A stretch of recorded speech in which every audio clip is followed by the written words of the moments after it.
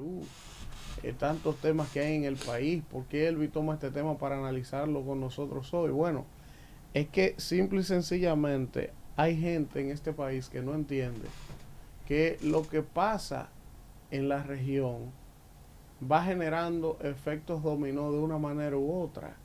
Y yo recuerdo que cuando el PLD estaba en el poder, tenía 16 años en el poder y parecía invencible. Mucha gente decía, no, eso es imposible, que el PLD lo desplacen del poder, y sin embargo, en otros países de la región comenzó a darse un hartazgo de la clase política, un desgaste de los sistemas tradicionales de partido, y comenzaron a desplazarse fuerzas. Se fue el PRI en México, se fue, y fueron ocurriendo unos movimientos regionales, y eso va pasando. Hay tendencias que son globales y hay tendencias que son regionales. Y bueno, al final lo vimos. Entonces, ¿qué me parece interesante de lo que acaba de ocurrir ayer en el Perú? Bueno, lo mismo que hemos venido analizando y hablando. En el Perú hay un desgaste del sistema tradicional de partidos políticos, una falta de credibilidad de la población peruana en sus políticos, al punto que en los últimos 4 años o en los últimos 5 años han tenido 4 presidentes distintos. Pero si te extrapolas a 10 años, 15 años atrás, ha sido una locura. Pocos presidentes, creo que uno, ha concluido su mandato completo como presidente. Y siempre ha habido interrupciones, y la justicia y la corrupción. Keiko Fujimori, que es una de las finalistas en este balotaje de segunda vuelta frente al maestro Pedro Castillo, ha estado arrestada 2 veces en los últimos 2 años o 3 años, investigada por el caso de Odebrecht de corrupción, en la cárcel. Y ayer estaba compitiendo de tú a tú por la presidencia de la República, para que ustedes tengan una idea de la locura que se está viviendo en el Perú desde el punto de vista de la falta de credibilidad de los actores políticos en ese país. Y por eso quiero tomar ese tema, porque quiero extrapolarlo y hacer un ejercicio comparado con lo que está pasando en este país. Aunque me digan que son realidades distintas, idiosincrasias distintas, un nivel de institucionalidad distinto, es muy similar cuando tú ves el marco general de las condiciones que han llevado al Perú a la situación de inestabilidad política y social que está hoy. ¿Qué pasa allí? Keiko Fujimori representa el partido de derecha, los empresarios, ese sector, y el maestro Pedro Castillo viene de las áreas rurales, un hombre que anda a caballo con un sombrero de paja, muy similar a lo que pasó con Evo en Bolivia. Y cuando tú escuchas el discurso de Pedro Castillo, que se autodenomina izquierdista marxista, tú lo que encuentras allí es prácticamente lo que siempre ha profesado el comunismo. El tema de nacionalizar las empresas, el tema de la desigualdad social, el tema de que los ricos han acabado con los pobres, el tema de que es imposible, que su grito de campaña en el último discurso fue que no puede seguir el Perú siendo un país rico y con tanta gente pobre. Entonces, cuando te vas al otro extremo, Keiko te habla de libre del mercado, de los emprendedores, pero cuando te vas a las promesas de campaña, tú te das cuenta que tanto uno como el otro en sus dos extremos, van a ser, cualquiera de los dos que gane, van a meter a ese país en un problema. Keiko Fujimori está prometiendo, si ganase, o en ese conteo que está muy avanzado, ya debe haber acabado, pero ella arrancó adelante. En la madrugada de hoy estuve dándole seguimiento al caso. Ella tenía una ventaja de un 4, un 5%, pero todos los votos del campo de Perú, de los campesinos, de las zonas mineras, que es donde Pedro Castillo tiene fortaleza, aún no habían sido contabilizados. Me parece que eso provocó, cuando comenzaron a entrar esos votos, que Castillo quedara arriba por un estrecho margen. Pero al final les digo que cualquiera de los dos que termine siendo victorioso, el presagio que se ve es que el Perú se va a meter en un atolladero. ¿Por qué? Perú, señores, tiene un 70% de la fuerza laboral en la informalidad. Un 70%. de sus trabajadores son informales.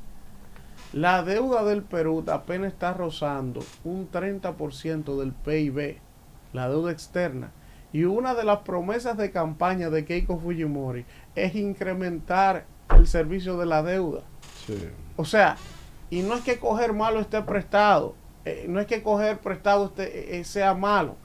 Es depende para qué usted va a tomar ese dinero y con qué criterio. Sin embargo, el otro te dice que si él gana hay que eliminar la deuda externa, que el Perú no puede estar teniendo deuda, y eso no está mal. El problema es que nosotros sabiendo en el mundo que vivimos en el día de hoy, el profesor Castillo gana las elecciones en Perú y todas las fuerzas geopolíticas dominantes en la región lo van a poner en el mismo renglón en que pusieron a Chávez, que pusieron a Evo, que pusieron a Correa. Van a acorralarlo, no le van a permitir que pueda incluso tratar de desarrollar un plan de reducir la desigualdad y todo aquello desde el punto de vista del comunismo, del marxismo que él plantea.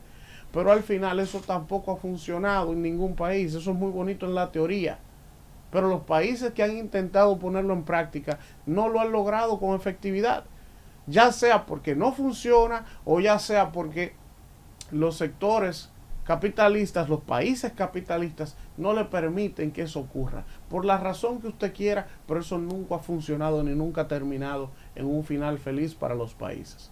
Entonces, en el extremo de Keiko, lo que te está prometiendo es incrementarte la deuda, comenzar a involucrar al Perú en un ritmo escalonado de préstamos, porque ellos dicen que apenas deben el 30% de su PIB, que eso es muy poco, pero te está hablando de que abrir el libre mercado, de prestarle a los emprendedores, de que va a comprarle la deuda a todos los emprendedores del Perú que tenga deudas por la pandemia para subsanarle esas deudas.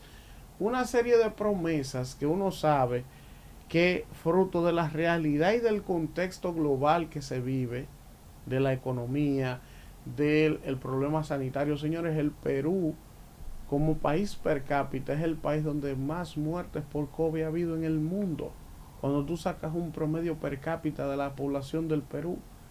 Y entonces una población con una alta tasa de incidencia aún indígena, en zonas mineras, el Perú es uno de los países con más experiencia a nivel de América Latina en el tema de explotación minera. Sin embargo, y es lo mismo que uno critica aquí de Barrigol, esos pueblos donde está la minería en el Perú explotándose hace decenas de años, están sumergidos en la pobreza total, en la pobreza extrema. Entonces, ¿por qué yo hago un paralelismo de lo que está pasando en República Dominicana y el Perú? Al final digo, cualquiera de los dos que gane en Perú va a meter ese país en un problema mayor del que está hoy.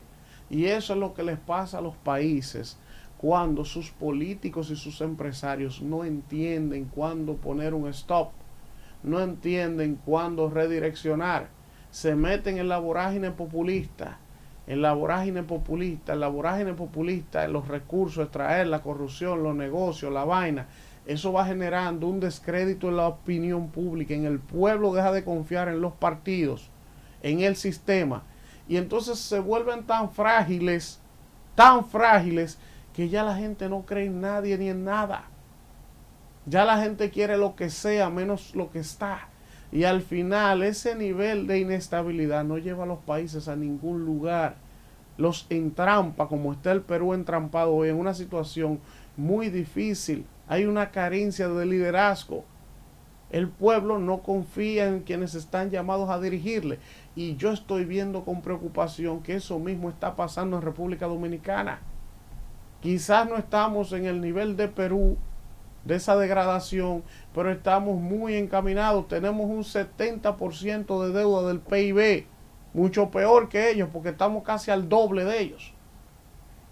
Pero con una clase política desacreditada cada día más, instituciones débiles, la gente no confía en la policía, la gente no confía, y entonces todos estos escándalos que están saliendo, militares metidos en escándalos de corrupción.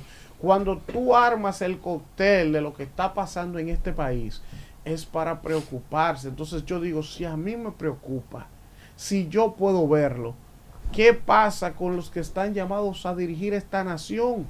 dígase el empresariado, dígase los políticos de una nueva generación. ¿Por qué nadie dice nada? Pero perfecto, no lo digan, pero tomen acciones tendentes a mandar una señal. A mandar una señal de que esto va a cambiar. Y no me digan, no, pero ¿y la lucha contra la corrupción? Eso está bien, yo lo aplaudo. Pero hay muchas otras señales de que el sistema político de la República Dominicana cada día más se está debilitando. Si usted hace encuestas, si hace mediciones, ustedes van a ver que la cantidad de gente que está diciendo que no confía en ningún partido ronda a borde del 40%, señores. Eso es demasiado alto a 3 años de las elecciones. Eso podría incrementarse si Luis no endereza el rumbo de su gobierno, que para las elecciones ese número ande sobre el 50 o el 60% de gente que diga que no quiere nada con partido, ni con político, ni con nadie. Y mientras mayor nivel de abstención hay en las elecciones, que viene incrementándose elección tras elección, eso solo nos está llevando a un solo lugar. Y ustedes saben cuál es. Y yo no voy a decirlo. Así que quiero aprovechar a hacer un llamado nueva vez a la clase política de este país, a los empresarios de este país, a la iglesia católica y evangélica, obispos, iglesia, pastores. Hay temas más allá de las 3 causales. Yo quiero escucharlos hablar de otros temas que no sean las 3 causales. Y yo sé que me dicen que los obispos y los pastores hablan de la corrupción, pero hay temas más allá de la corrupción también, que tienen mayor importancia y nadie habla de eso, nadie dice nada de eso. Y por eso yo veo con preocupación lo que está pasando aquí, señores. Ustedes me pueden tomar la palabra. Hoy puede ganar Pedro Castillo y ser declarado, o puede ganar Keiko Fujimori. Las posibilidades de que terminen su mandato son mínimas. Ese país está entrampado. Unos dicen, no, eso es la fortaleza de las instituciones allá, que no tolera nada. Mentira.